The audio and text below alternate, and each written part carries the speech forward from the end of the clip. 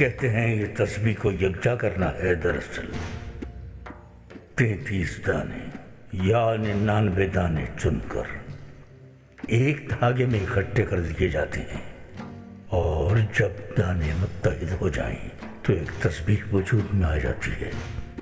کیا معنی ہے بذات خود تسبیح کے؟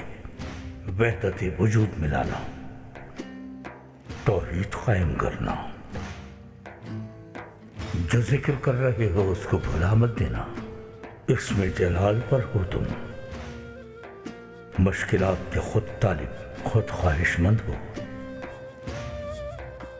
اس ذات باری اللہ کا ورد کرنے کے دوران اس میں جلال کی تجلی دکھائی دینے کی علامتیں ظاہر ہونے لگیں گی۔ ہر جذبے کو بھڑکا دینے والی تجلی، انسان کا معتدل رہنا دشوار ہو جاتا ہے۔ شوق کے جذبے، نفرت کے جذبے، عشق کے جذبے انتہا کو چھونے لگتے ہیں۔ انسان ٹھاٹھے مارنے لگتا ہے دریا کی مانند۔ سمندر میں طغیانی کا سبب بھی جلال ہے اس کا۔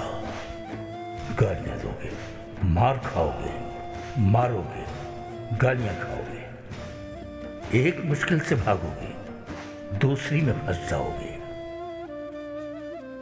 جلدی کرو، یہ مقام ٹھہر جانے کا نہیں ہے۔ مشکلوں کا تمہیں آ لینا الگ بات ہے، خود مشکلوں سے جا ٹکرانا الگ بات۔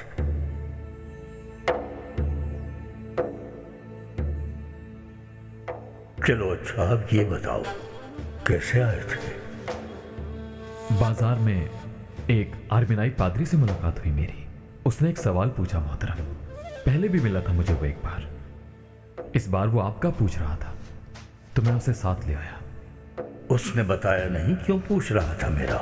وہ ایک سوال لیے پھر رہا ہے شیخ محترم۔ بلا لو اسے۔ جس طرح جواب دینے والے پر سوال کا بوجھ ہوتا ہے، اسی طرح سے پوچھنے والے کو بھی الجھن ہوتی ہے کہ تسلی آمیز جواب ملے گا یا نہیں۔